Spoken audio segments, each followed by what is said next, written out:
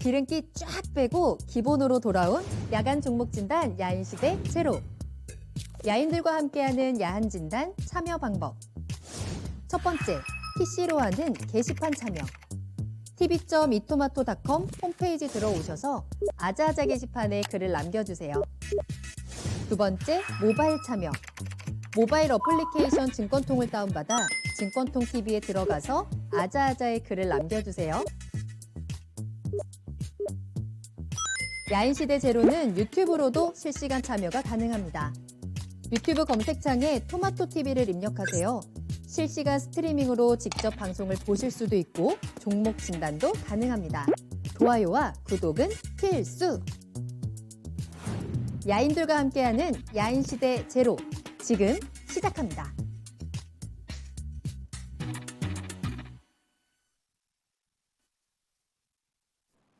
야간 종목 진단 야인시대 제로, 안녕하세요. 한보람입니다. 기름기 쫙 빼고 군더더기 없이 종목 진단에 집중하는 1시간입니다.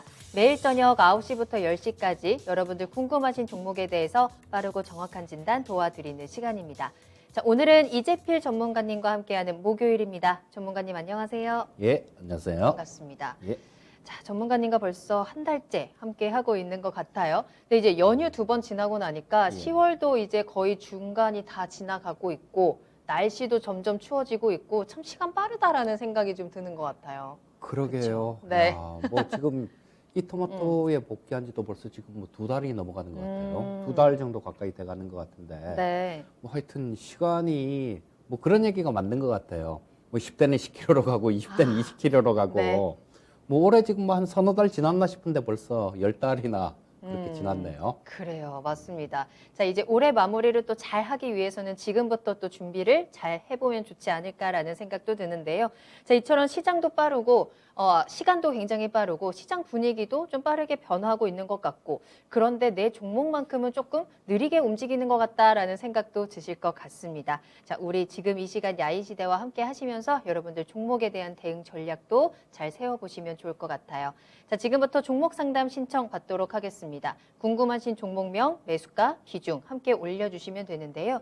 유튜브 실시간 채팅창 그리고 네이버 TV를 통해서도 실시간으로 종목 올려주시면 되겠습니다.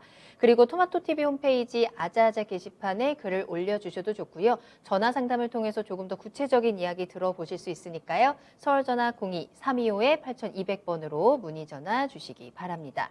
자, 오늘도 시장이 좀 시원하게 올라줘서 오늘 좀 한숨 돌린다라는 분들도 많을 것 같습니다.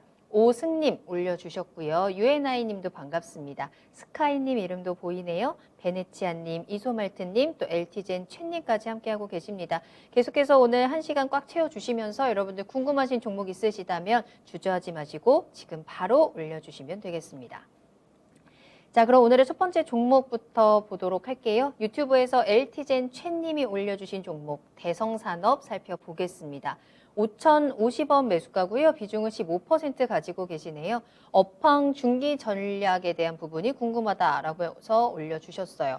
오늘 상승세 보여줬던 종목이고요. 5,650원에 현재 수익권에 계시고 있습니다. 앞으로의 전략은 어떻게 보시나요? 예, 일단 뭐 이 대성산업 같은 경우는 그 에너지 관련 주식이죠. 뭐 해외 자원 개발도 하고, 뭐 그다음에 국내 뭐 GX 칼텍스 같은데 그런데 대리점 역할도 하는 그런 기업인데요. 네. 자, 이 에너지 관련되는 종목들이 최근 들어서 상당히 좀 좋은 움직임을 보이고 있어요. 뭐 국제유가도 마찬가지 지금 뭐 며칠 전에 80달러를 돌파하고 난 다음에 계속해서 이게 뭐 무너뜨리지도 않고 계속해서 그 위에 이렇게 머물고 있더라고요. 자, 뭐 좀 뭐랄까 어려운 자리를 뚫고 나서 그 위에서 머물고 있다라는 거, 뭐 이런 것들은 좀 더 움직일 가능성들, 뭐 이런 것들을 좀 내포하고 있는 그런 모습이다라고 보시면 될 것 같고요. 자, 그렇다면 뭐 이 대성산업 같은 경우도 분명히 긍정적인 그런 요인이 있을 텐데, 자, 이 에너지 가격 관련해 갖고 잠깐 좀 짚어보고 넘어가게 되면요. 지금 작년 같은 경우는 뭐 원유 선물이 마이너스 가격까지도 가기도 했었는데요. 코로나 한참 그럴 때.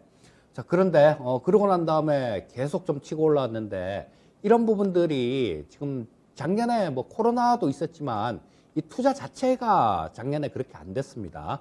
뭐 원유 수요가 그렇게 늘어날까라는 그런 의구심도 약간 좀 있었고요. 그 다음에 또 이 자금들이 전부 다 ESG 막 이렇게 굉장히 강조를 하다 보니까 뭐 신재생 에너지 쪽 이런 쪽으로 자금들이 좀 흘러가다 보니까 뭐 이쪽으로 좀 투자가 안 됐어요. 그리고 미국 셰일 업체들 같은 경우도 마찬가지로 뭐 이게 유가가 좀 올라가면 그쪽에서도 이렇게 투자가 좀 됐었는데요. 이 회사들도 그걸 이렇게까지 오를 줄 몰랐었던 것 같아요.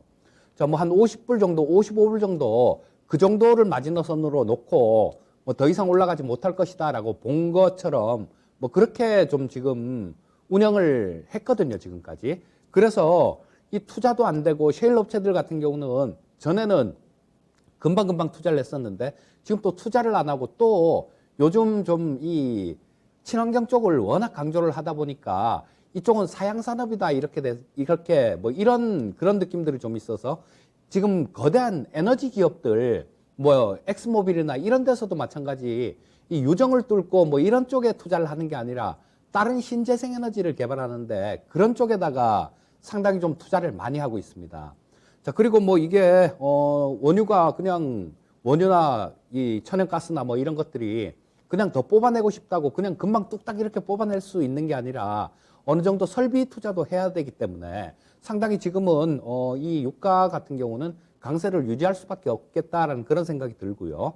또 한 가지는 오펙 쪽에서도 마찬가지로 그러고 있죠, 지금. 뭐 증산에 대한 얘기를 잘 안 합니다. 이 오펙 쪽 같은 경우도 작년에 굉장히 크게 고생을 했죠. 뭐 코로나 사태 때문에 뭐 기름이 안 팔렸잖아요. 하다못해 아까 말씀드렸듯이 마이너스 가격까지 찍혔으니까 아마 뭐 앞으로 재생에 이런 그 마이너스 가격을 다시 볼 수 있을까라는 그런 생각이 드는데요.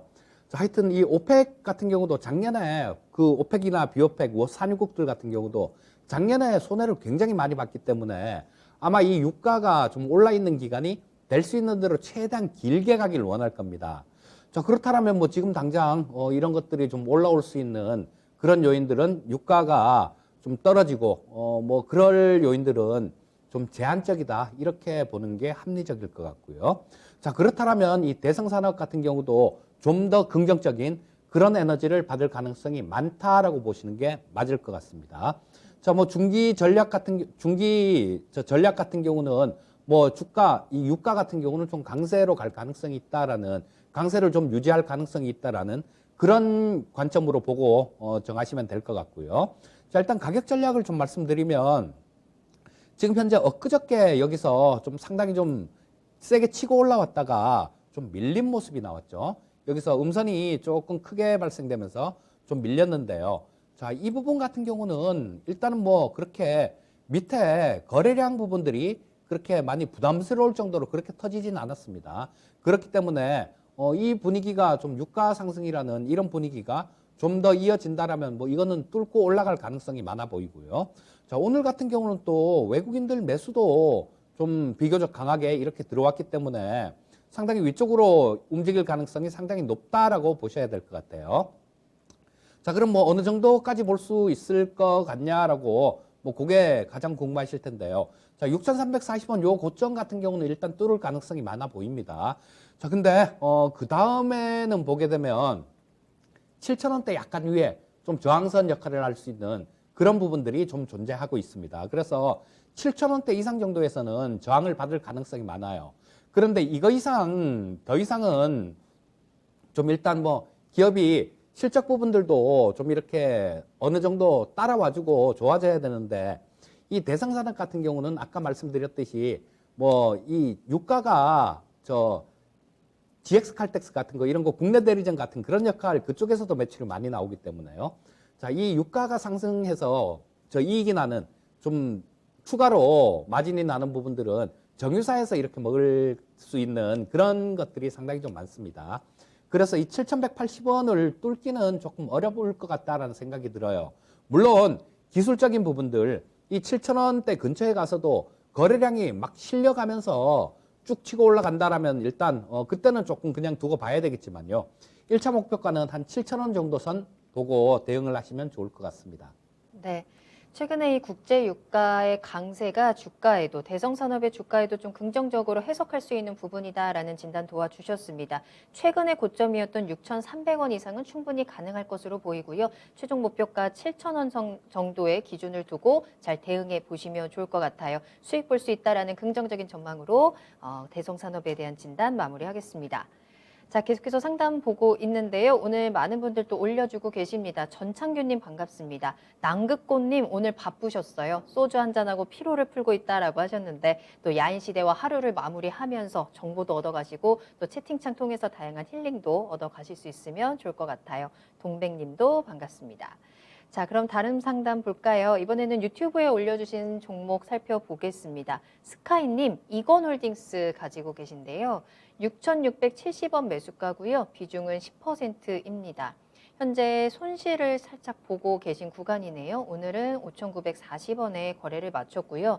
최근에 이건홀딩스가 이재명 관련주, 정책 관련에 대한 모멘텀 받으면서 좀 변동성이 컸던 것 같아요. 앞으로는 어떻게 대응을 하면 좋을까요? 자, 일단 뭐 대선 주자들 뭐 그런 부분들 같은 경우는 이제 저 선거가 다가오니까 뭐 어느 정도 이 주가 부분에 좀 영향을 미칠 수도 있겠죠.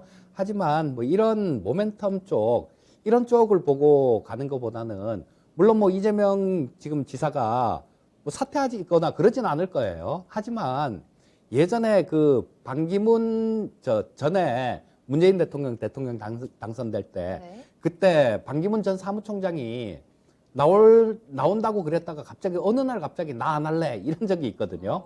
그래서 그 관련주들 뭐 CCS 같은 것들 이런 것들 두 방 연속 화환 까맞고 막 그랬던 굉장히 무서운 그런 일도 있습니다.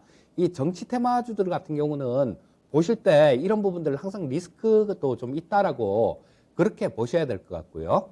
자, 이건홀딩스보다는 글쎄 좀 기본에 충실한 그런 매매가 어떨까 싶은데요. 자, 뭐 이건홀딩스 같은 경우는 좀 지주회사격인 그런 기업입니다. 그런데 자, 요거보다는 제 생각에는 이건홀딩스보다 그 자회사가 있는 이건산업이 그 사업을 하는 회사고 그게 훨씬 좀 좋을 것 같아요. 왜냐하면 탄소 배출권 같은 것들 이런 부분들도 반응을 하는 걸 보면 이건산업이 훨씬 더 좀 이렇게 잘 반응을 하는 모습이고요. 그리고 또 마찬가지로 뭐 이런 것들 기업들 실적 나오는 것들 이런 것들을 보게 된다라면 이건홀딩스보다는 이건산업이 훨씬 좀 유리한 그런 측면이 좀 있습니다. 자, 또 뭐 우리 이제는 연말 배당 시즌이 거의 돼 가잖아요. 연말 배당 시즌이 거의 돼 가는데 자, 뭐 이건홀딩스는 지주회사임에도 불구하고 이건산업보다 배당 수익률도 좀 작아요. 좀 작으니까 지금 뭐 차트 모양 같은 경우도 이건산업 같은 경우는 지금 뭐 여기서 한 쌍바닥 패턴 이런 걸 만들고 조금 이렇게 치고 올라오는 그런 모습이거든요. 자, 아마 지금 이 친환경 쪽 탄소 배출권이나 뭐 이런 쪽 같은 경우도 이달 안에 곧 좀 모멘텀을 받지 않을까 싶은 생각이 듭니다. 왜냐하면 지금 10월 30일하고 31일 날 그 G20 정상회담이 있어요.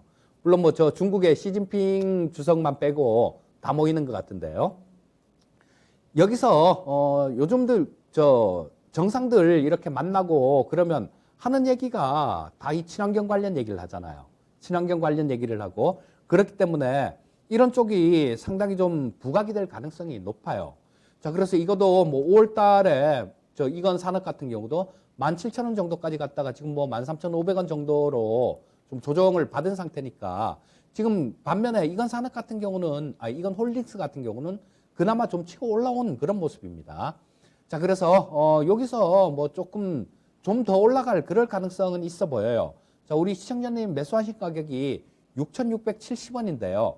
자, 뭐 그까지는 글쎄요, 뭐 한 6,500원 정도까지는 좀 갈 수 있지 않을까 싶은 생각이 드는데, 자, 그건 살짝 넘는 선까지는 글쎄요, 뭐 조금 물음표가 좀 찍힙니다. 자, 그래서 한 6,500원 정도 근처에서는 이건 산업이나 뭐 이건 홀딩스나 같은 이건 그룹 내에 있으니까 좀 더 유리한 쪽 그런 쪽에서 매매를 하시는 게 좋을 것 같으니까요. 뭐 이건 산업으로 종목 교체하는 전략을 말씀드리겠습니다. 네, 이건홀딩스 지금의 현재 주가에서 반등은 기대할 수 있겠지만 6,500원까지 바라볼 수 있겠다. 시청자님 매수가가 6,600원대니까요. 그 매수가 근처에서 잘 매도를 하시면 좋을 것 같고요. 이건 홀딩스보다는 이건 산업 쪽을 한 번 더 지켜보자라는 의견 전해드렸습니다. 참고해 보시길 바랄게요. 자, 여러분들 궁금하신 종목 있으시다면 지금 바로 올려주시면 되겠습니다. 종목 상담 신청 지금 계속해서 받고 있는 상황이고요. 유튜브와 네이버 TV를 통해서 실시간으로 함께하세요. 토마토 TV 홈페이지 아자아자 게시판이나 전화 계속 열어두겠습니다. 서울전화 02-325-8200번으로 보내주시면 되겠고요. 궁금하신 종목 명과 함께 매수가 비중, 또 어떤 점들이 궁금하신지 조금 더 자세히 적어주시면 저희가 구체적인 상담 도와드리도록 하겠습니다. 자, 이번에는 게시판에 올려주신 종목 살펴보도록 할게요. 야인개미님, 오늘 장이 너무 좋아서 기쁘다라고 하시면서 YG 플러스 종목 상담 신청해 주셨습니다. 매수가는 7,200원이고요. 비중은 5% 가지고 계신데요. 하반기 엔터주 전망을 보고 매수했다라고 하십니다. 7월 전고점을 목표가로 봐도 괜찮을까요? 라고 하셨는데 8,000원 이상까지 가지 않을까 좀 기대를 하시는 것 같아요. YG 플러스 그리고 엔터주 전망 어떻게 보시나요? 자, 엔터주 같은 경우는 뭐 지금 중국 쪽이 뭐 엔터 연예인들 규제하고 막 그런 얘기를 하는데요. 뭐 그거랑 별로 상관이 없죠. 왜냐하면 우리 엔터 주식들이 중국 쪽에 덕을 본 적이 없습니다. 그 중국 쪽에서 2017년도에 우리나라 사드 그 배치하고 난 다음에 뭐 지들은 뭐 한알령 뭐 이런 거 모른다. 우리는 그런 적 없다라고 그렇게 오리발 내밀고 있는데요. 뭐 이거는 눈 가리고 아웅하는 거죠. 뭐 다 아는 거예요. 자, 근데 그쪽에서 덕을 본 게 없기 때문에 우리나라 같은 경우는 피해를 볼 것도 없다라고 보셔야 돼요. 그리고 오히려 뭐 우리나라 엔터주들 같은 경우는 조금 전화위복인 그런 경우다라고 봅니다. 왜냐하면 뭐 어디 한 군데에서 좀 잘 되면 거기에 안주를 하는데 자, 그렇지가 않았죠. 중국 시장에서 만약에 잘 됐으면 그쪽에서 뭐 좀 이렇게 안주하는 그런 모습도 나올 수 있었을 텐데 그게 아니라 그쪽에서 뭐 그렇게 규제를 하고 그러니까 다른 쪽에서 굉장히 많이 뭐 좀 우리가 탁월한 뭐 그런 모습들을 보이곤 했죠. 자, 뭐 얼마 전 최근에만 하더라도 뭐 저런 것들 오징어 게임 뭐 이런 것도 있었고요. 그 전에는 뭐 기생충이나 뭐 이런 것들 굉장히 좋은 그런 작품들이 많았습니다. 자, 이거는 전 세계 시장에서 좀 우리나라 이 작품들이 인정을 받고 있다는 얘기입니다. 자, 뭐 이게 얼마나 지금 우리나라 이 작품들이 좀 호응이 좋으냐 하면 그 큰 기업 넷플릭스라는 기업, 그 기업도 오징어 게임 때문에 그 흥행에 성공해서 이 외국계 증권회사에서 목표가를 올릴 정도로 드라마 하나가 그렇게 엄청난 힘을 보여줬습니다. 자, 그렇다면 뭐 우리나라 이쪽 엔터주들 같은 경우는 좀 충분히 바라볼 수도 있는 그런 모습이죠. 또 이번에 시장이 되게 좀 안 좋았었죠. 되게 좀 안 좋았었는데 이쪽 같은 경우는 잘 안 빠졌어요. 빠지지도 않고 잘 버텨주는 그런 모습을 보여줬습니다. 자, 두들겨 맞는데 안 두들겨 맞고 있다는 건 누군가는 이거 안 빠지게 계속 좀 이렇게 많이 샀다라는 그런 결론이 나오게 되는 거죠. 그리고 대부분의 힘이 아래로 쏠렸을 때 그때는 당연히 떨어져야 되는데 그 힘을 받아냈다라는 거. 뭐 그러면 위쪽으로 이렇게 좀 바라볼 자리가 상당히 좀 많이 있다라고 보셔도 될 것 같습니다. 자, 우리 시청자님께서는 주식 투자를 조금 잘 아시는 분이신 것 같아요. 처음에 이렇게 하시는 게 좋아요. 무턱대고 뭐 TV에서 이재필이가 나와서 뭐 이거 괜찮아요 그러면 무턱대고 사지 마시고요. 이분처럼 지금 뭐 목표가를 뭐 전고점 7월 고점 뭐 이 정도로 이렇게 보신 것 같은데 이렇게 목표가를 정해 놓으시는 게 좋습니다. 그리고 이 목표가 같은 경우는 8,600원 정도 지난 7월 달에 그 정도였었는데요. 자, 거기는 잘 보신 것 같아요. 그쪽 자리는 조금 좀 저항받을 가능성이 좀 있어요. 자, 여기서 보시면 한번 고점을 찍었던 자리입니다. 그리고 막 굉장히 막 이렇게 조금 많이 왔다 갔다 하다가 그 다음에 또 이쪽에서 또 작은 봉이 또 하나 나오죠. 여기서 거래량도 많이 터졌습니다. 그리고 또 여기서도 또 마찬가지 그 가격대 근처에서 저항을 받았고요. 여기서도 또 마찬가지로 그 가격대에서 저항을 받았습니다. 자, 그렇다면 이 가격대 같은 경우는 상당히 좀 강한 그런 저항선으로 작용을 할 가능성이 많다. 이렇게 보셔야죠. 자, 뭐 8,600원 정도 7월 고점이 그건데 딱 그 정도까지는 보지 마시고요. 약간 좀 아래 구간 그 근접하면 한 8,500원이나 뭐 그 정도쯤 되면 보고 계시다가 팔 준비를 하고 계시다가 뭐 그쪽에서 이것도 마찬가지입니다. 거래량이 붙어주면서 강하게 돌파를 했을 경우에는 이때도 팔지 말아야 되는 그런 경우가 생길 수도 있어요. 하지만 그거는 미래의 일이기 때문에 그리고 또 그때 돌파하는 모습을 보면서 결정을 할 일이기 때문에 현재로서는 뭐 우리 시청자님이 보신 뭐 8,600원 근처 정도, 8,500원 이상 정도 그 정도까지만 보시면 될 것 같고요. 자, 거기서 좀 잘 보고 계시다가 좀 밀리는 모습이 나오면 그때는 일단 정리했다가 지금 뭐 매수하신 가격 지금 뭐 7,200원 정도에 매수하셨는데요. 그 정도 가격은 바닥권이라고 봅니다. 그러니까 좀 8,500원 정도 근처에서는 일단 거래량을 보시고 그렇게 시원하게 뚫지를 못하면 정리하고 밑에서 다시 받고 뭐 그런 트레이딩 전략이 좋을 것 같고요. 거기서 만약에 거래가 실리면서 강하게 뚫고 간다라면 좀 더 보유하셔도 될 것 같다. 이렇게 말씀드리겠습니다. 네. 딱 기준은 시청자님이 생각하셨던 7월 고점인 8,600원이 되겠네요. 그 근처까지 올라갔을 때 한번 그 반응들을 좀 지켜보시는 게 좋을 것 같습니다. 거래량이 얼마나 실리는지 확인한 후에 대응 전략 체크해 드렸고요. 거래량이 실린다. 조금 더 기다려보고요. 거래량이 조금 아쉽다라면은 그 선에서는 바로 보내주는 전략으로 잘 확인해 보시면 될 것 같아요. YG 플러스까지 진단 도와드렸습니다.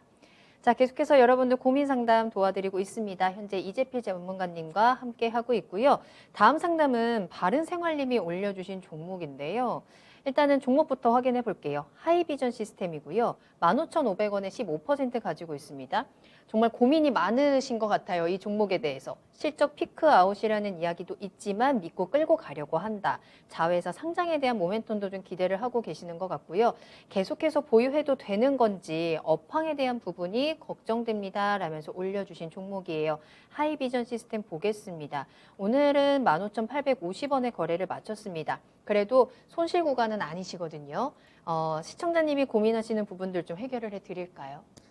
예, 매수 잘 하신 것 같은데요. 자, 이게 실적 부분들이 올해 진짜 어마무시하게 좋을 것 같아요. 지금 2분기 같은 경우도 200억 이상 훨씬 200억 훨씬 넘는 225억 정도네요. 영업이익이 그 정도 발생됐고요. 자, 3분기 같은 경우도 실적이 뭐 200억 이상은 그냥 너끈하게 나올 것 같습니다. 자, 그렇다면 뭐 이 종목이 지금 현재 시가총액이 2천억 약간 넘는 수준이니까요. 굉장히 싼 주가예요. 자, 근데 지금 최근 들어서 주가가 이렇게 좀 안 좋았던 이유는 뭐 그런 것들이 있었죠. 일단 가장 큰 이유는 시장도 굉장히 안 좋았잖아요. 시장도 굉장히 안 좋았으니까 시장에 좀 영향을 받은 그런 부분들이 좀 있다라고 보시면 될 것 같고요. 또 이 하이비전 시스템 같은 경우는 애플 쪽에 좀 납품을 많이 합니다. 그런데 이 애플이 요번에 내놓은 거 아이폰 13이죠. 아이폰 13이 그렇게 흥행에 많이 성공을 하고 있진 못합니다. 그래서 그런 부분들 때문에 주가 흐름이 조금 안 좋은데요. 자, 지금 같은 경우는 우리 뭐 내려오지 말아야 될 자리까지 내려온 건 아닌 것 같아요. 자, 보시면 이 밑에도 이쪽에서도 보시면 현재 가격대 저 구간들 뭐 이런 구간들에도 여기에 한번 바닥을 찍은 그런 자리가 있습니다. 여기도 마찬가지로 뭐 그쪽에서 조금 움직였던 그런 게 있으니까 뭐 지금 현재 자리도 나름대로 좀 의미를 둘 수 있어요. 뭐 242평선 거기 근처까지도 내려온 상태니까요. 자, 그런데 요게 말씀을 드렸듯이 당장 이렇게 주가를 돌리기는 조금 어려울 것 같아요. 주가라는 게 미래 가치를 보고 움직이는 거기 때문에 애플 쪽에서 납품하는 그런 부품들 때문에 지금 좀 그게 좀 많이 들어가야 되는데 그런 부분들이 조금 아쉽죠. 자, 그런데 미래가 없는 종목이냐? 그렇진 않습니다. 자, 요거도 애플카하고 관련이 될 수도 있어요. 자, 여러분들 전기차 같은 경우는 전기차 그렇습니다. 이게 부품이 그렇게 굉장히 엄청나게 많이 들어가진 않아요, 부품이. 그런데 이 애플이 좀 꿈꾸는 그런 자동차 같은 경우는 단순하게 전기차가 아니라 아예 뭐 운전석이 없는 그런 우리 스마트폰이나 컴퓨터에다가 바퀴 달아갖고 마치 그런 형태 그런 거를 애플이 원하고 있거든요. 그런데 이런 쪽 같은 경우는 애플이나 구글 같은 경우는 그런 쪽으로 진화를 할 겁니다. 자, 뭐 우리 완성차 업체들하고 지금 잘 이게 매칭이 안 되는 이유가 그런 거예요. 완성차 업체들은 이 애플이나 뭐 이런 데다가 좀 납품을 하게 되면 그 하청업체로 전락을 해버릴 테니까 그런 게 싫기 때문에 잘 매칭이 안 되는데요. 무슨 수를 써서라도 이 애플 같은 경우도 애플카를 만들 겁니다. 지금 애플이 스마트폰을 만들 때 자기들이 공장 가진 거 없잖아요. 폭스콘에서 부품은 뭐 우리나라 카메라 모듈 사고 패널 사고 뭐 사고 그래갖고 폭스콘에서 전부 다 이렇게 조립을 해버리잖아요. 아마 애플카 같은 경우도 그렇게 갈 겁니다. 그렇게 갈 텐데 그 애플카 쪽에 관련이 될 수가 있어요. 왜냐하면 이 휴대폰, 스마트폰에서 뭐 카메라 모듈들 그런 것들을 납품을 했기 때문에 자, 그 밸류 체인을 그대로 이렇게 공급 체인을 그대로 갖고 가려는 뭐 아무래도 사람도 그렇지 않습니까? 거래 관계에 있는 사람이 지금 거래 관계에 있는 사람이 낯선 사람들보다는 뭔가가 더 믿어온 거죠. 자, 그런 부분들이 있기 때문에 향후에 애플카 뭐 이런 것들이 내용이 조금 부각되면 상당히 좀 탄력 있는 그런 모습들이 나올 수도 있습니다. 자, 그래서 일단 뭐 기업 내용 같은 경우는 실적들 굉장히 좋고요. 실적에 비해서 좀 많이 저평가돼 있고 그런 종목이니까 우리 시청자님 생각처럼 뭐 계속해서 좀 보유하시길 그렇게 권유드리겠고요. 자, 뭐 그걸 또 가격대를 조금 한번 이렇게 좀 짚어봐 드리면요. 한 17,000원대 중반 정도 반등이 나오면 17,000원대 중반 정도에서는 일단 뭐 조금 저항을 받을 수 있는 그런 부분들도 있긴 있습니다. 하지만 이것도 마찬가지 뭐 조금 시간을 두고 본다라면 그것도 실적 부분이 워낙 좋고 좀 좋은 기업이기 때문에 그것도 돌파 가능성이 많은데요. 뭐 일단 뭐 한번 조금 정리를 하시고 싶으시면 17,000원대 중반 정도에서 정리를 하시면 될 것 같고요. 뭐 그리고 좀 더 길게 장기 투자를 할 생각이 있다라면 그 가격에서도 매도 안 하시고 계속 보유하셔도 좋겠다. 이렇게 말씀드리겠습니다. 네, 하이비전 시스템 3분기 실적 사상 최대 경신을 할 것이다라는 기대감도 나오고 있는데요. 여기에 더해서 애플카에 대한 모멘텀도 미래에 주가를 끌어올려줄 만한 동력이 되어줄 것으로 기대가 된다라는 진단 도와드렸습니다. 현재 조금 걱정이 많으셨던 것 같은데 지금은 걱정 없이 보유를 해도 괜찮겠다라는 진단 도와드렸고요. 17,000원대의 저항을 이겨내고 수익을 더욱더 키워볼 수 있는 기회 꼭 잡아보시길 바라겠습니다. 하이비전 시스템까지 진단 도와드렸습니다. 채팅창 잠깐 대화 나눠보도록 할게요. 밤비님, 너무 더운 밤비에서 너무 추운 밤비로 드디어 닉네임을 바꾸셨습니다. 정말 많이 추워졌죠. 감기 꼭 조심하셔야 되고요. 일요일부터 한파가 온다고요. 체감온도 영하까지 내려가나요? 진짜 다음 주에는 거의 기온이 한 자릿수로 내려가던데 가을이 너무 짧아진 것 같아서 너무너무 안타깝습니다. 그래도 이 짧은 가을을 우리 가을 옷이 예뻐서 저는 가을 진짜 좋아하는데 가을 옷 좀 부지런히 입고 돌아다녀야 될 것 같아요. 자, 계속해서 상담 만나보겠습니다. 여러분들 궁금하신 종목 지금 바로 올려주시면 되겠습니다. 유튜브에서 UNI님이 올려주신 종목으로 이어가 볼게요. GS 살펴볼 거고요. 매수가는 44,400원, 비중은 30%입니다. 무거운 종목인 것도 알고 있고요. 유가보다는 수소, 폐배터리에 대한 사업 등으로 길게 1년 정도 끌고 가려고 합니다. 자, 그런데 수급량이 조금 걱정이 되네요. 향후 전망이 어떨까요? 라는 질문 함께 올려주셨습니다. GS, 최근에 그래도 상승세 좀 보여주면서 44,800원에 올라와 있는 상황입니다. 매수가 근처에서 지금 움직이고 있고요. 길게 본다. 장기 투자 관점에서 GS 어떻게 움직일 수 있을까요? 1년은 장기 투자가 아닌데요. 1년은 장기 투자가 아닙니다. 네. 자, 지금 우리 시청자님께서 보신 부분이 뭐 유가 흐름 왔습니다. 뭐 이런 것들은 조금 단기간에 유가가 좀 오르면 모멘텀도 될 수 있고 그런 것들이기 때문에 단기간에 해당되는 일이고요. 자, 그리고 뭐 수소나 폐배터리 관련되는 거는 지금 그렇게 보셔야 될 것 같아요. 폐배터리 관련되는 뭐 그런 부분들이 가끔 시장에서 이렇게 테마로 작용을 하는데요. 자, 지금 폐배터리가 나올 게 있나요, 지금? 뭐 전기차가 지금 보급도 안 됐는데 거기서 폐배터리가 나오려면 아직까지 시간이 좀 많이 걸릴 겁니다. 그래서 이런 부분들 같은 경우도 시간이 좀 많이 이렇게 걸릴 부분들이고요. 수소 같은 경우도 마찬가지입니다. 제가 지금 수소 이야기 뭐 이런 걸로 오늘도 그 관련해서 수소 이야기를 좀 투자의 신시간에서 수소 이야기를 좀 해드릴 생각인데요. 자, 이런 부분들은 이런 대기업들의 실적 부분들 이런 쪽으로 반영이 되려면 아직까지 상당한 기간이 좀 많이 남아 있습니다. 자, 그래서 뭐 그런 부분들을 큰 부분들을 보고 투자를 하셨다라면 1년 갖고 안 돼요. 1년 갖고 안 되고 최소한 뭐 한 3, 4년 이상 그 정도는 이렇게 보셔야 되는 그런 부분들이고요. 자, 뭐 조금 그러니까 조금 그쵸? 약간은 좀 그 보는 그런 시각 자체가 조금 더 길게 보십사 하는 그런 얘기고요. 자, 뭐 주가 자체는 지금보다는 좀 더 올라갈 것 같습니다. 올라갈 수 있을 것 같은데, 자, 뭐 지금 현재 상태에서 추세 자체가 대부분의 종목이 추세가 이렇게 꺾여버린 종목들이 대부분이에요. 꺾여버린 종목들이 대부분인데, 자, 이 GS 같은 종목들은 지금 여기 꺾여 있는 62평선이 지금 이렇게 돌아서 나오는 모습이죠. 돌아서 나오는 모습이고, 22평선 자체는 벌써 이 9월 초에 벌써 방향을 위쪽으로 틀었습니다. 자, 그래서 좀 이렇게 무거운 종목이 이 방향을 이렇게 틀었다라는 거, 이런 부분들은 이쪽 방향으로 방향을 튼 쪽으로 한참은 좀 더 가겠다라는 그런 의지로 보시면 될 것 같습니다. 자, 그래서 일단은 이 전에 거래량이 이렇게 많이 터졌던 이런 부분들 같은 경우는 뭐 저항선 역할을 할 수 있을 거예요. 자, 그래서 이쪽 같은 경우도 뭐 이쪽에서 거래량 부분이 상당히 좀 많이 터졌기 때문에 한 48,000원대 정도, 그 정도 대에서는 저항받을 가능성이 상당히 좀 높습니다. 자, 그러니까 일단 좀 길게 보시려면요, 1년이 아니라 한 3년, 4년 이 정도로 보시고요.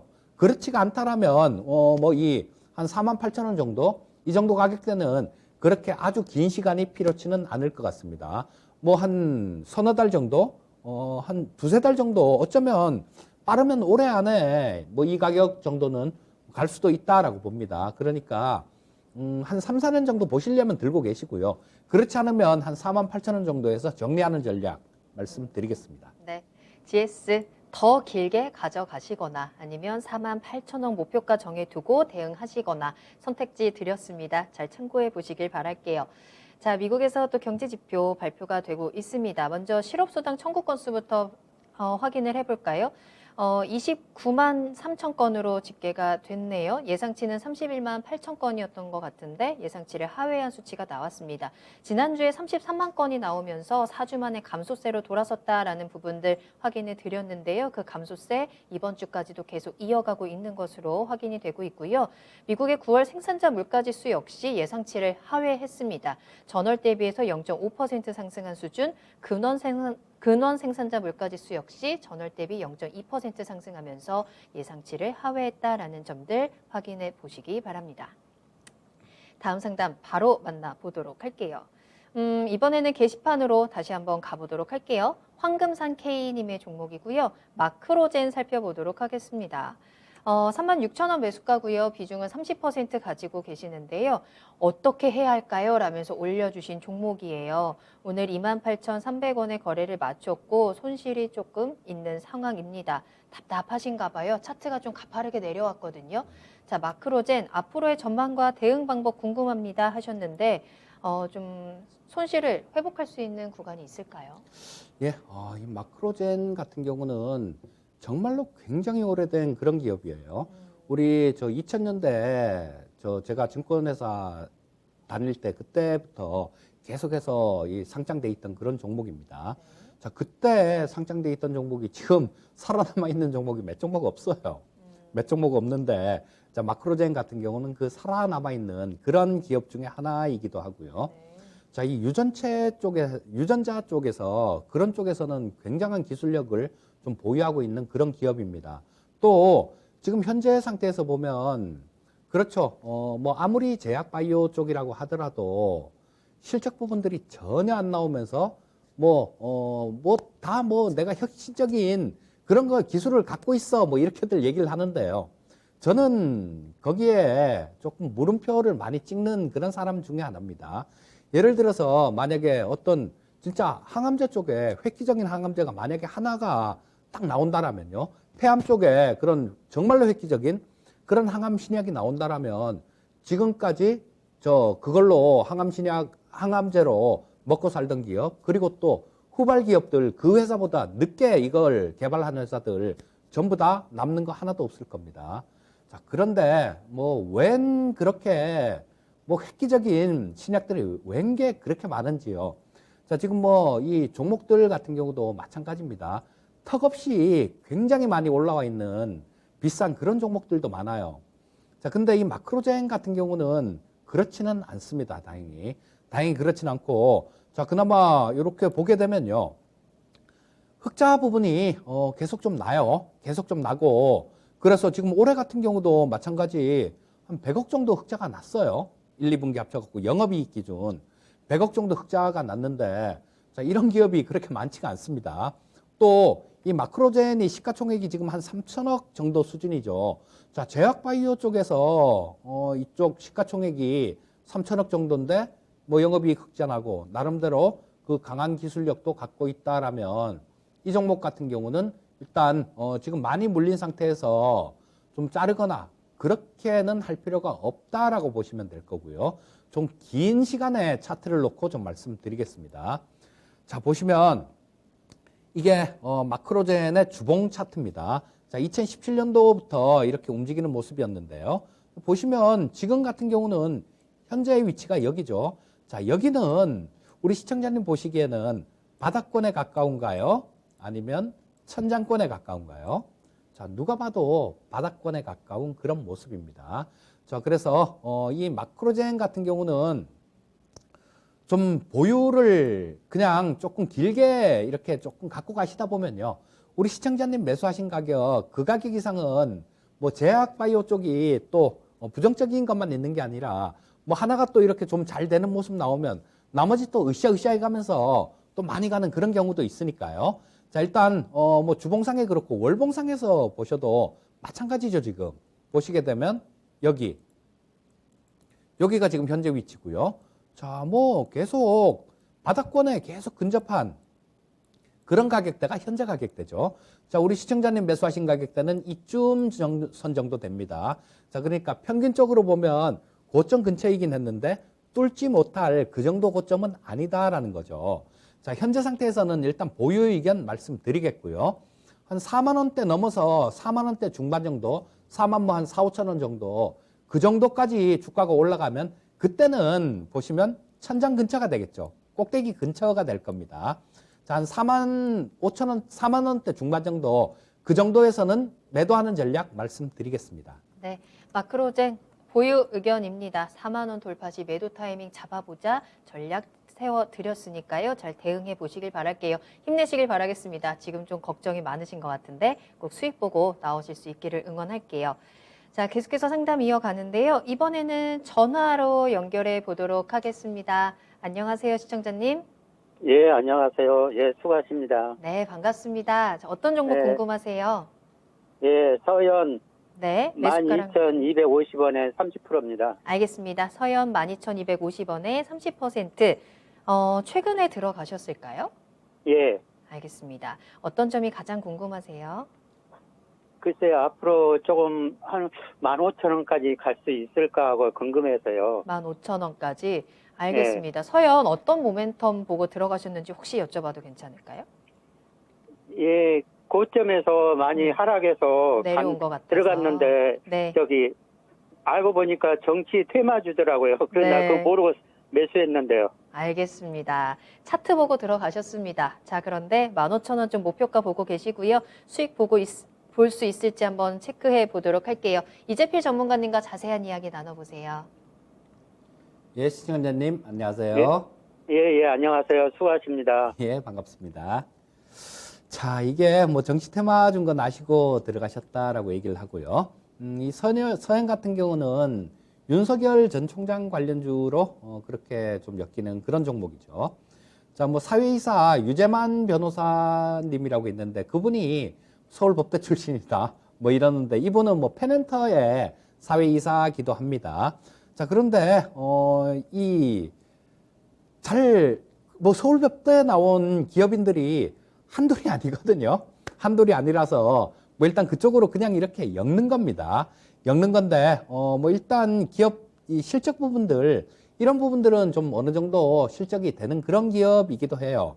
그래서 조금 지켜볼 수는 있을 것 같은데, 뭐 이게 가장 탄력 있는 그런 모습이 나오려면 아무래도 윤석열 전 총장이 저 지지율이 좀 이렇게 좀 많이 올라가주면 한번 이렇게 움직일 수 있을 것 같거든요. 자, 그런데 그 부분에 대해서 저는 정말로 이 정치 쪽은 정말 관심이 되게 없는, 주식하고 관련되는 건 관심이 있는데 되게 없는 그런 경우라서 뭐 지지율이 어떻게 될지 그런 부분까지는 제가 조금 모르겠습니다. 솔직히 모르겠는데, 자, 아직 시간이 좀 많이 남았죠. 그리고 지금 국민의힘에서 내부 경선을 하고 있지 않습니까? 지금 그쪽 야당 쪽 통합 후보를 뽑기 위해서 이렇게 하고 있는데, 뭐 지금 이 판은 뭐 지금 저 윤석열 전 총장한테 그렇게 나쁘게 돌아가고 있지는 않은 것 같아요. 그러니까 그쪽에서 조금 유리하게 그렇게 좀 저 작용을 해준다라면 이 말씀하셨던 가격 15,000원대 정도 그까지 한 번쯤은 움직일 수 있을 것 같고요. 자, 그렇지가 않더라도 뭐 지금 현재 주가 수준 같은 경우는 그렇게 무리한 가격대는 아니다라는 판단입니다. 자, 이게 서현이 지금 시가총액이 2,958억, 그러니까 뭐 한 3천억 정도 되는 그 정도 수준이죠.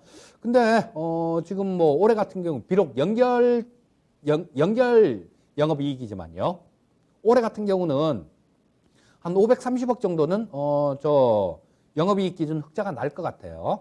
자, 그렇다면 뭐 주가 자체가 그렇게 많이 비싼 주가다 이렇게 볼 수는 없을 것 같으니까 일단 좀 보유를 해 보시고요. 자, 그다음에 저 15,000원 정도까지, 그거는 저 윤석열 전 총장이 이 저 야당 후보로 이렇게 됐을 때 뭐 딱 결정이 되면 그 정도까지 움직일 수 있을 것 같은데, 그 부분은 시청자님이 조금 관찰을 해 보셔야 되겠죠. 자, 그래서 일단 이 가격대 15,000원대 같은 경우는 여기 보시면 이쪽에서도 거래량이 터졌어요. 그리고 계속해서 조금 저항을 받을 수 있는 그런 구간들이 15,000원 근처에선 좀 있습니다.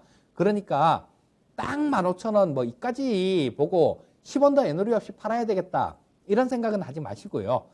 대략 한 14,000원대 후반 정도, 그 정도까지 이렇게 올라오면 저항을 받을 수 있는 그런 구간이 다가오는구나라고 생각하시고, 뭐 그쯤 위에서는 14,000원대 후반 정도에서는 차근차근 분할해서 매도하는 전략 말씀드리겠습니다.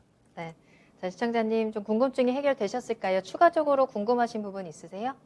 예, 잘 알겠습니다. 감사합니다. 네, 대응 잘 해보시길 바랄게요. 감사합니다. 예. 네, 서연에 대한 진단 도와드렸습니다. 내가 샀는데 사고 나니까 정치 테마가 엮여 있다 이럴 때 조금 당황스러울 수도 있을 것 같아요. 그렇죠? 자, 그래서 바로 그럴 때는 혼자 고민하지 마시고 야인시대에 진단 신청해 주시면 되겠습니다. 자, 상담 만나볼게요. 유튜브에서 베네치아 님이 올려주신 종목 만나볼 거고요. HMM이네요. 42,500원 매수하셨습니다. 10% 가지고 계시고요. HMM 하면 진짜 지난해 저는 가파르게 올라왔던 거가 항상 생각이 나는데 최근에는 좀 내려왔습니다. 또 특히나 최근에는 약간의 이슈도 좀 있었어요. 그러면서 좀 급락을 하는 모습이 나타났고 오늘 29,900원에 거래를 마쳤습니다. 베네치아님께서는 추가 매수를 고민하고 계신 구간인데요. 추가 매수 가능할까요? 추가 매수는 반대 의견 드리겠습니다. 네. 자, 워낙 큰 대시세를 한번 줬던 종목이에요. 자, 뭐 여기서 뭐 이쪽 끝에 보면 2000년대, 2010년대 초에 주가를 보면 감자하고 막 그랬기 때문에 지금은 뭐 아무것도 아닌 것 같이 그렇게 보여지는데요. 자, 이쪽에서 보시게 되면 뭐 10배 이상의 그 정도의 시세를 1년도 안 된 기간에 10배 이상의 시세를 줬습니다. 한번 이렇게 대시세를 준 종목들 같은 경우는 한 몇 년 동안은 고생을 시키는 경우가 굉장히 많아요. 자, 그래서 우리 시청자님이 42,500원에 매수를 하셨으니까 아마 그러신 것 같아요. 야, 여기서 조금 좀 물을 타면 여기서 좀 더 조금만 올라가면 내 본전을 하고 나올 수 있지 않겠느냐 이런 생각이신 것 같아요. 자, 근데 벌써 큰 시세를 한번 줬던 종목 뭐 이런 것들은 지금 뭐 주주 달래기를 위해서 뭐 배당도 많이 줄게 뭐 이런 얘기들을 하고 있는데요. 네. 일단 시장에서는 그게 그렇게 좀 뭐 설득력이 있게 그렇게 느끼지는 않는 것 같습니다. 자, 뭐 오늘 같은 경우도 이쪽에서 보시게 되면요. 외국인들이 뭐 굉장히 많이 팔았어요. 오늘 같은 경우도. 그런 얘기를 함에도 불구하고 팔았다라는 겁니다. 자, 그래서 이쪽 관련되는 부분들을 보시려면요. 자, 저거를 HMM을 매수를 하시려면 HMM 말고요. 좀 태웅로직스라는 종목이 있습니다. 그거 한번 보여드릴게요. 자, 태웅로직스라는 종목이 있는데, 자, 이 종목 같은 경우는 그렇게 상장한 지가 이게 뭐 한 1년 좀 넘어서 2년 가까이 돼가는 그런 종목인데요. 2019년도 12월 달에 상장했으니까요. 자, 그럼 뭐 1년째 부담들 이런 것들은 다 털었습니다. 그리고 요게 태웅로직스도 마찬가지 국제물류 같은 거 그런 것들을 주선을 해주고 뭐 그런 기업이기 때문에 또 대기업들 일감 몰아주기 이런 것들 때문에 문제가 좀 많은데 그쪽에서 좀 자유로울 수 있기 때문에 좀 그런 부분들 때문에 또 수혜를 받을 수 있는 그런 종목이기도 합니다. 자, 이쪽에 물류 쪽 이런 쪽을 조금 매수를 해갖고 매수를 추가로 하시고 싶으시면요. 그렇잖아요. 뭐 베네치아님 이 HMM을 추가로 매수를 해서 단가를 낮춰서 빠져나오나 그거 사는 거 정도를 뭐 다른 종목을 사서 여기서 수익 나면 같이 빠져나오나 똑같은 거예요. 꼭 한 종목에서 뿌리를 뽑으려고 그렇게 하시면 상당히 좀 어려워집니다. 그래서 매수를 하시려면 이런 것들 태웅로직스 같은 거를 차라리 조금 좀 조정받는 구간들 이런 구간에서 조금 차분하게 이렇게 사 모으시면 아마 이 HMM을 매수하시는 것보다 조금 더 좋을 것 같고요. 자, 일단 추가 매수는 반대 의견 말씀드리겠습니다. 네. HMM 추매는 자제하자라는 의견이고요. 태우로직스 등의 다른 종목들로 그 손실을 메꿀 수 있는 방법도 전해드렸으니까요. 잘 참고해 보시면 좋을 것 같습니다. HMM 한때는 흠슬라였는데 그에 대한 종목 진단, 앞으로에 대한 업황에 대한 부분도 좀 체크를 해드렸습니다. 종목 한 가지 더 보도록 할게요. 이현주님의 종목으로 살펴보겠습니다. 텔레칩스 가지고 계신데요.